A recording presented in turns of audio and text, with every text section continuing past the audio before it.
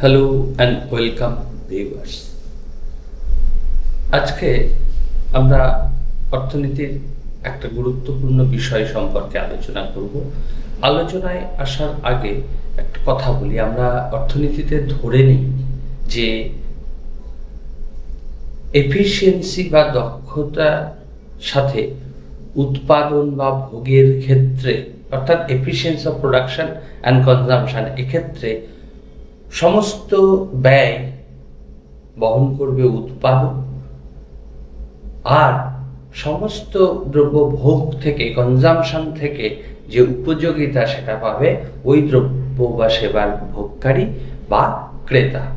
অর্থাৎ দ্রব্য বা সেবা কার্যের উৎপাদন এবং ভোগের সাথে রিলেটেড যারা, ওই দ্রব্য উৎপাদন ভোগের প্রভাব শুধুমাত্র তাদের উপরেই পড়বে। এটা আমরা অ্যাজিউম করে নিই অর্থনীতিতে, কিন্তু বাস্তবে কিন্তু সবসময় তা ঘটে না। কখনো কখনো বা কোনো কোনো ক্ষেত্রে আমরা দেখতে পাই যে কোনো দ্রব্যের উৎপাদন বা ভোগের সাথে কোনোভাবে যুক্ত নয় এমন তৃতীয় পক্ষের উপরেও ওই উৎপাদন বা ভোগের প্রভাব এসে পড়ে, এবং শুধু তাই নয়, ওই দ্রব্য বা সেবা কার্যের দামের উপরেও কিন্তু ওই যে প্রভাবটা, সেই প্রভাবটা প্রতিফলিত হয় না। এর ফলে বাজার ব্যবস্থায় একটা ব্যর্থতা বা মার্কেট ফেইলিওর দেখা যায়। এই যে প্রভাবটা উৎপাদন বা ভোগ, অর্থাৎ প্রোডাকশন এবং কনজামের সাথে কোনোভাবে রিলেটেড না হওয়া সত্ত্বেও থার্ড পার্টির উপর এই যে প্রভাব এসে পড়া, এটাই হচ্ছে বাহ্যিকতা বা এক্সটার্নালিটিস। এই এক্সটার্নালিটিস প্রথম ব্যাখ্যা করেন অধ্যাপক পিগু। তাহলে আজকে আমরা আলোচনা করব এক্সটার্নালিটি বা বাহ্যিকতা কি, বাহ্যিকতার কয় প্রকার, এবং এই বাহ্যিকতার প্রভাব অর্থনীতিতে কিরকম পড়ে, অর্থাৎ এফেক্ট, এবং সে বাহ্যিকতার সমস্যা যে বাজারে ব্যর্থতা ডেকে আনছে তা ওভারকাম করা যায় কিভাবে, এবং এই সংক্রান্ত তত্ত্বগুলোই আমরা পরপর বিভিন্ন এপিসোডে আলোচনা করব। আজকে আমরা প্রথম পর্বে শুধুমাত্র সীমাবদ্ধ থাকব বাহ্যিকতা কি এবং বাহ্যিকতার প্রকারভেদ উদাহরণ সহ ব্যাখ্যাতে। তাহলে প্রথম আসি যে হোয়াট ইজ এক্সটার্নালিটি, বাহ্যিকতা কি। দেখো, প্রোডাকশন এবং কনজাম্পশনে আমরা দেখি যে উৎপাদক বা ক্রেতা নয় এরকম কোনো তৃতীয় পক্ষের উপর ওই দ্রব্য উৎপাদন বা ভোগের যে প্রভাব, সেটাকেই আমরা বলি এক্সটার্নালিটিস। এখন এই এক্সটার্নালিটিস ক প্রকার হতে পারে। আমরা এক্সটার্নালিটি বা বাহ্যিকতা, এই বাহ্যিকতা বা এক্সটার্নালিটিসটা উৎপাদনের ক্ষেত্রেও হতে পারে, অর্থাৎ প্রোডাকশন, আর একটা হতে পারে ভোগ বা কনজাম্পশনের ক্ষেত্রে। তাহলে আমরা আজকে আলোচনা করছি যে বাহ্যিকতা কি, সেই বাহ্যিকতাটা কয় প্রকার, উৎপাদন এবং ভোগের ক্ষেত্রে কয় প্রকার বাহ্যিকতা দেখা যায়।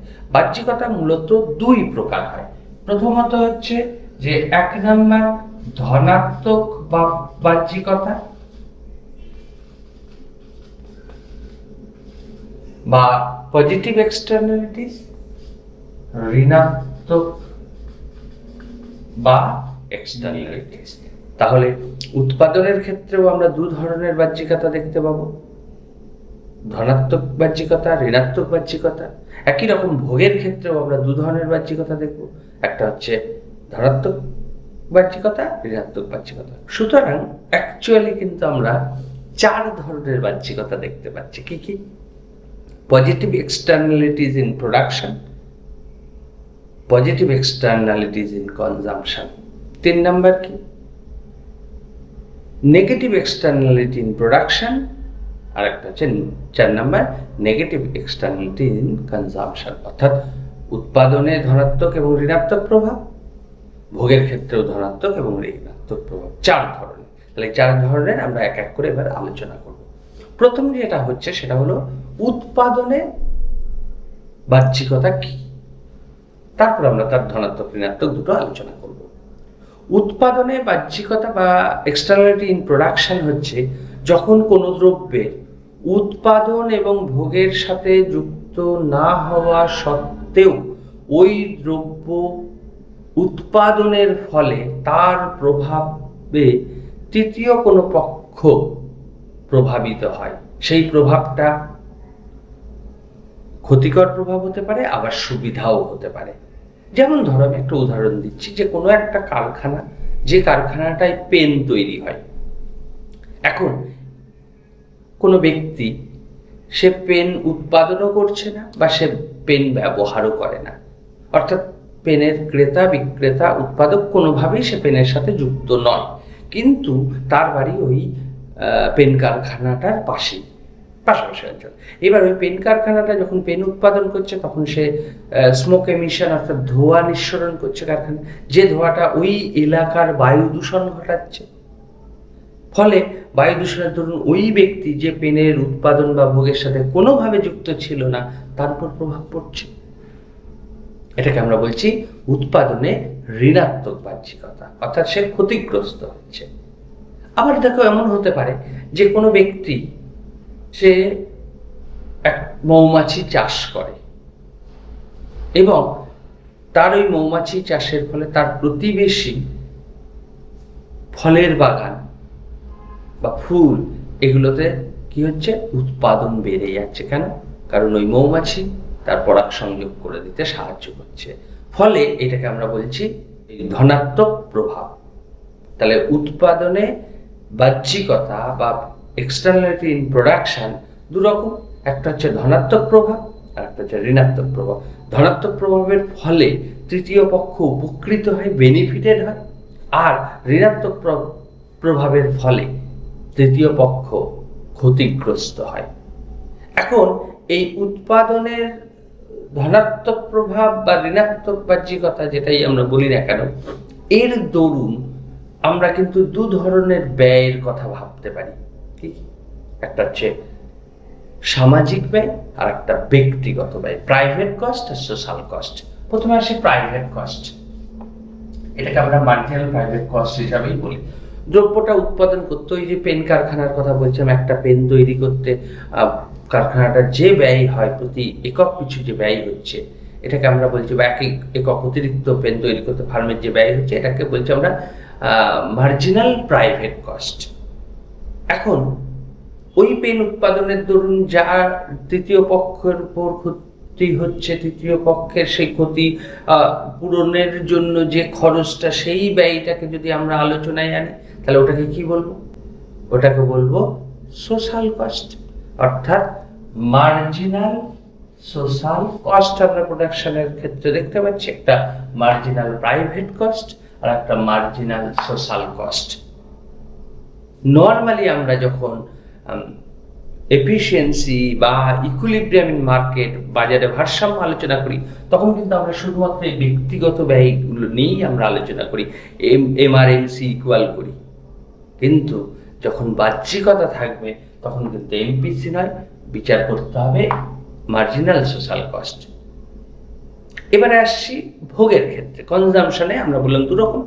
ধরো কোনো দ্রব্যে উৎপাদক বা ভোক্তা বা ভোগকারী না হওয়া সত্ত্বেও কোনো দ্রব্যের ভোগের দরুন যদি তৃতীয় পক্ষ প্রভাবিত হয়, তাহলে এটাকে আমরা বলি ভোগের ক্ষেত্রে বাহ্যিকতা বা এক্সটার্নালিটি ইন কনজামশন। এখন এই এক্সটার্নালিটি ইন কনজামশনও দু রকম হতে পারে, একটু আগেই বললাম। একটা হচ্ছে ধনাত্মক, অর্থাৎ প্রভাবের দরুন তৃতীয় পক্ষ বেনিফিটেড হলো। যেমন ধরো এটা হতে পারে, আমি খুব ভালো একটা পারফিউম রেখেছি, ফলে আমার সামনে যারা রয়েছে তারা ওই পারফিউমটার ক্রেতাও নয়, বিক্রেতাও নয়, উৎপাদকও নয়, কোনোভাবে ওই পারফিউমের সাথে সে রিলেটেড নয়, তথাপি সে একটা প্রশান্তি লাভ করছে, মেন্টাল প্লেজার পাচ্ছে। এইটাকে আমরা বলছি পজিটিভ এক্সটার্নালিটি ইন কনজামশন। উল্টো দিকে ধরো এরকম যদি হয়, আমি যদি এখন একটা সিগারেট খাই বা স্মোক করি, তাহলে আমার সামনে যারা থাকবে তারা এর দরুন কি হবে, ক্ষতিগ্রস্ত হবে। তাহলে তারা সেই সিগারেটের ক্রেতাও নয়, বিক্রেতাও নয়, কিন্তু আমার এই সিগারেট পান করার দরুন তারা ক্ষতিগ্রস্ত হচ্ছে, এই ধূমপান তাকে অ্যাফেক্ট করছে, অথচ সিগারেটের দামের মধ্যে কিন্তু ওর ক্ষতি প্রভাবটা পড়ছে। এটাকে আমরা বলছি নেগেটিভ এক্সটার্নালিটি ইন কনজাম্পশন।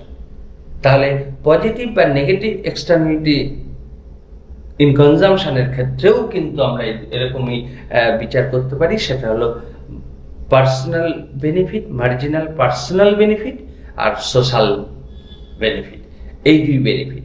তাহলে যখন পজিটিভ এক্সটার্নালিটিস থাকবে তখন এই কষ্টের থেকে বেশি হবে, আর যখন ঋণাত্মক বাহ্যিকতা হবে তখন মার্জিনাল সোশ্যাল কস্টটা মার্জিনাল প্রাইভেট কস্টের থেকে বেশি হবে। তাহলে একই রকম যদি একটা ঋণাত্মক বাহ্যিকতার কথা বললাম, মার্জিনাল সোশ্যাল বেনিফিট, এটা কিন্তু ঋণাত্মক বাহ্যিকতার ক্ষেত্রে কম হবে মার্জিনাল পার্সোনাল বেনিফিটের থেকে, আর ধনাত্মকের ক্ষেত্রে মার্জিনাল সোশ্যাল বেনিফিটটা বেশি হবে। তাহলে এইভাবে আমরা অ্যাকচুয়ালি ইকুইলিব্রিয়াম যখন আমরা কনসিডার করব তখন আমাদের কিন্তু প্রাইভেট কস্ট আর প্রাইভেট বেনিফিটের উপর এমফাসিস দিলে হবে না। তখন আমাদের করতে হবে কি, তখন আমাদেরকে আলোচনা করতে হবে মার্জিনাল সোশ্যাল কস্ট এবং মার্জিনাল সোশ্যাল বেনিফিট, এই দুটো বিষয়ের উপর। পরবর্তী অধ্যায়ে আমরা এই বিষয়গুলোকে একে একে পার্ট করে, যে পজিটিভ এক্সটার্নালিটিস থাকলে কি হবে বা নেগেটিভ এক্সটার্নালিটিস প্রোডাকশন বা কনজাম্পশনে থাকলে সেক্ষেত্রে এফিসিয়েন্সি ডিটারমিন করতে গেলে কি ট্যাক্স ইম্পোজ করতে হবে, যেটাকে আমরা পিগোভিয়ান ট্যাক্স বলি, সেই বিষয়গুলো আমরা পরবর্তী পর্যায়ে আলোচনা